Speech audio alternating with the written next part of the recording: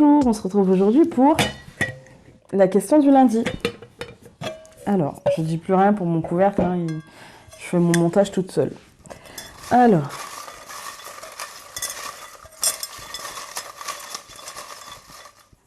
il a plus le temps de m'aider. Ah, encore une nouvelle. Alors, comment commencer à tirer les cartes comme toi et par quoi commencer? Eh, bonne question. Alors, comment commencer à tirer les cartes comme moi? Ça va être compliqué de tirer les cartes comme moi, en fait. Parce que, en fait, moi, les cartes, ce n'est qu'un support, en fait. Hein. Ce n'est vraiment qu'un support. C'est-à-dire que, pour ça, il faut que je parle... Pour répondre à cette question, il faut que je parle d'autre chose. C'est-à-dire qu'en fait, moi, je pourrais faire sans les cartes. Je pourrais. J'ai fait sans les cartes. Simplement, j'en parlais il n'y a pas longtemps, en plus, avec un ami de longue date. J'en parlais avec lui parce qu'il justement, il me demandait... il me posait à peu près la même question, hein, comment s'y mettre. Et je lui disais qu'en fait, moi, pendant longtemps, j'ai fait ça sans les cartes, en fait, en lien direct. Simplement, c'est énergivore à un point où moi, ça me fait faire des malaises, en fait.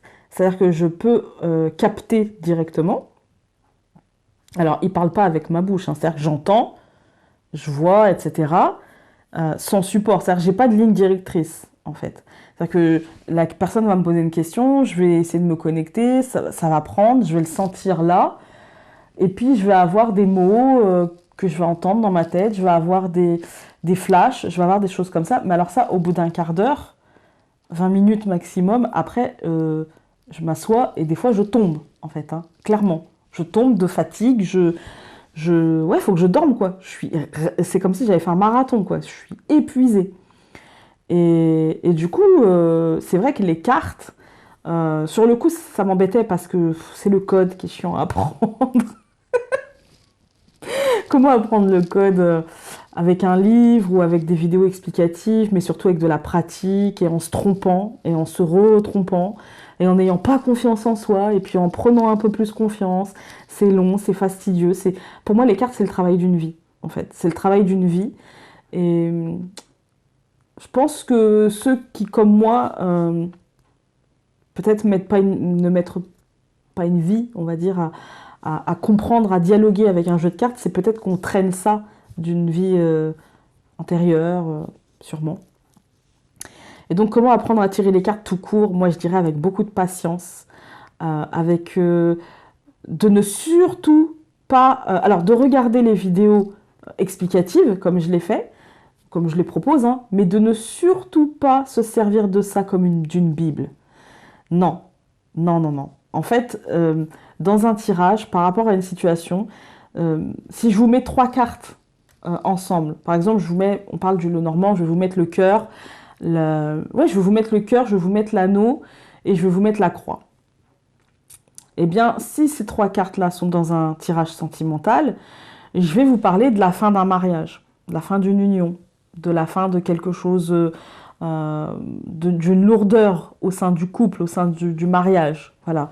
Par contre, si on parle je sais pas moi, de contrat, je vais vous parler de la fin d'un contrat, mais qui peut très bien, avec le cœur, être très positive et être plutôt cool, quoi. En fait, c'est l'émotionnel représenté par le cœur peut avoir plein de significations, comme la fin représentée par la croix peut avoir plein de significations selon le tirage. Donc, finalement, avoir une Bible, je fais ça, j'ai une mouche, avoir une Bible qui nous dirait que la croix, ça veut dire ça, le cœur, ça veut dire ça, non, en fait, non.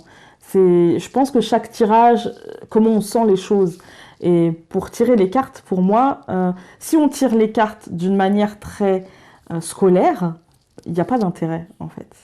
Si, il peut y avoir un intérêt scolaire, si je tombe sur, je sais pas moi, si je tombe sur le bouquet, un cadeau, il peut y avoir un intérêt en voyance, et encore, franchement, la voyance, ça demande beaucoup d'intuition. Hein. C'est presque que de l'intuition, hein, la voyance. Hein. C'est presque que de l'intuition.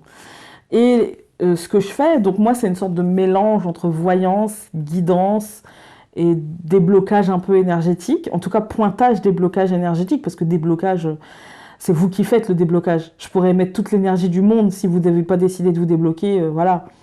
Ça demande autre chose.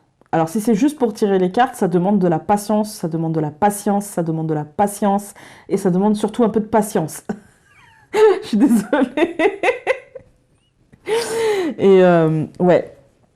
Après, si tu as une capacité et que tu te demandes comment commencer, un peu comme moi, si tu te demandes comment commencer, ça passe, c'est très long, mais ça passe par une prise de conscience que l'on peut le faire et qu'on est capable de le faire et d'avoir confiance en fait en nos capacités et de ne pas, c'est pas pompeux de dire ça, hein, c'est pas, mais c'est juste de dire que si je sens des choses, si je vis des choses, si j'interprète des émotions, des sensations, des choses comme ça, et que c'est pas, en fait, c'est pas pour moi qu'on me l'a transmis.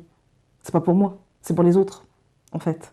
Alors bien sûr, ça va m'aider moi, mais c'est surtout pour aider les autres, en fait. C'est juste ça. Pour moi, par exemple, c'est comme quelqu'un qui a du magnétisme, ah bah, c'est cool. Mais si c'est pas pour soulager les autres, ça sert à quoi, en fait? À rien. En tout cas, pas à grand-chose. C'est comme les gens qui... Moi, souvent, j'ai eu des flashs, j'ai eu des choses... J'en ai encore aujourd'hui, hein. J'en ai encore aujourd'hui, mais c'est plus des impressions maintenant que des flashs. C'est plus... j'ai encore des flashs, mais j'essaye de maîtriser un peu ça parce que des fois c'est envahissant. Donc j'essaye, je mets une sorte de tamis, mais le jour où il va sauter, je vais m'en prendre plein la tronche. Je le sais, hein, je le sais.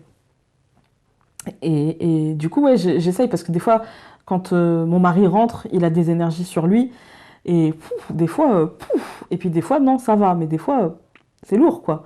Parce qu'il va à l'extérieur, parce qu'il voit du monde, parce qu'en plus, il est prof, donc évidemment, des fois, les adolescents, hein, c'est comme ça. Ça a une énergie perturbée. Et le problème, c'est que quand il revient, il a cette trace énergétique qui a attaqué la sienne, en fait. Et du coup, je sens que c'est pas son énergie propre, quoi. C'est pas ce à quoi je suis habituée. Donc, c'est compliqué parfois. Et donc, ouais, c'est comme, enfin, genre, je digresse. Comment commencer à tirer les cartes comme toi?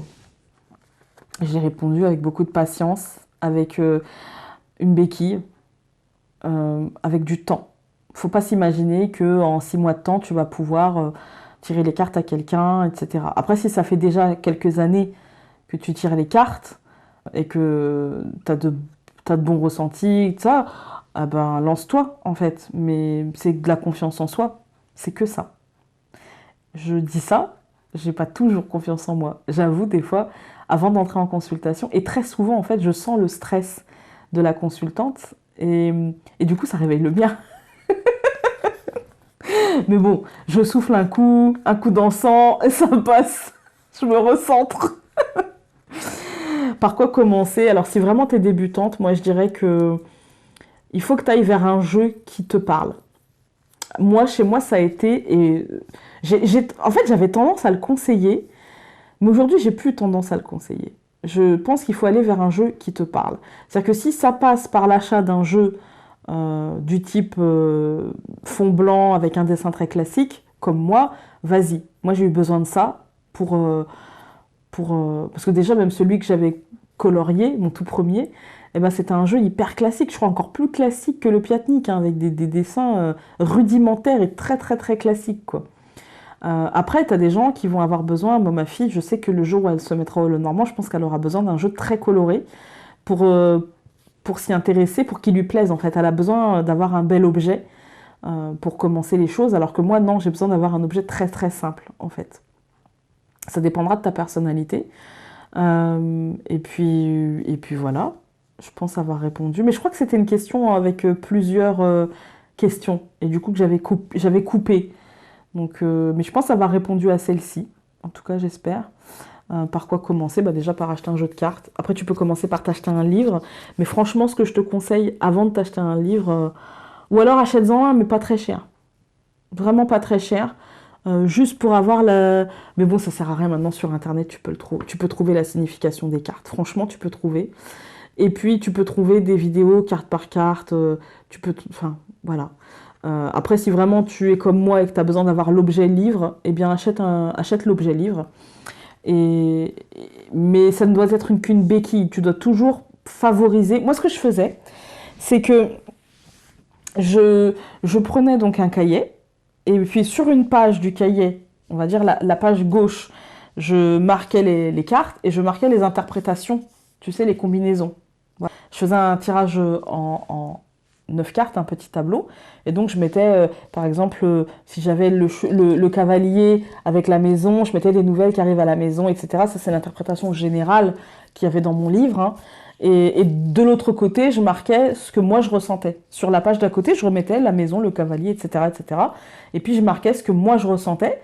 Et du coup, j'ai longtemps gardé ce système-là, pour très longtemps garder ce système-là, pour essayer de voir un peu quelles interprétations collaient le plus, et si j'étais dans le faux, si mes intuitions étaient fausses. Et en fait, je me suis rendu compte que mes intuitions étaient beaucoup plus précises que le livre, en fait. Elles n'étaient pas meilleures ou quoi que ce soit, mais elles étaient en tout cas beaucoup plus précises. Et souvent, j'avais à peu près la même interprétation que le livre, mais à des détails près. Ou alors, moi, comme vous savez, je fais beaucoup plus psychologique, mais parce que ça, c'est ma personnalité. Je m'intéresse beaucoup plus à la psyché des gens qu'à savoir s'ils vont se casser la jambe, quoi, en fait.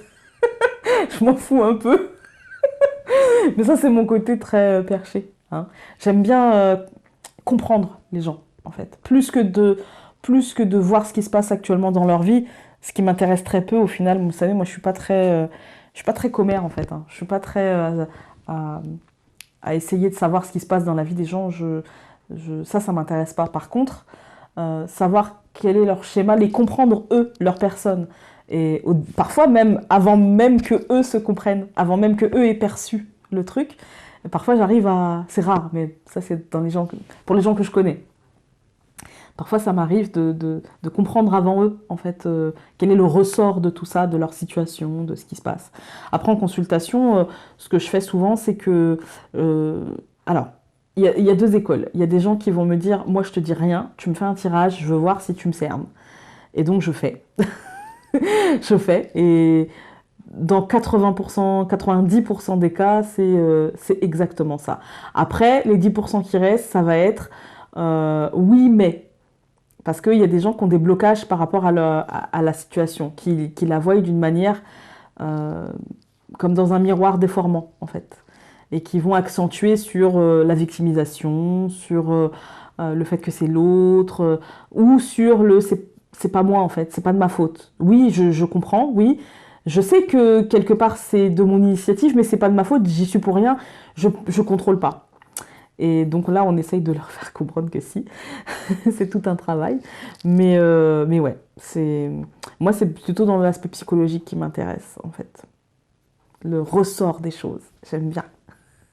Voilà, bah, j'espère avoir répondu à la question. Si c'est pas le cas, là, je m'adresse à la personne qui m'a écrit cette partie de question. Si c'est pas le cas, n'hésite pas à me préciser ta question. Je rappelle que j'attends vos questions à l'adresse qui s'affiche ici, donc lescartesdelalune@orange.fr, et avec en objet la question du lundi. Et n'hésitez pas à, par exemple, si cette question, même si c'est pas vous qui l'avez posée, mais qu'elle réveille une question que vous avez envie de me poser, eh bien n'hésitez pas à me poser cette question, je n'ai aucun problème, que ce soit sur mon parcours médiumnique, que ce soit...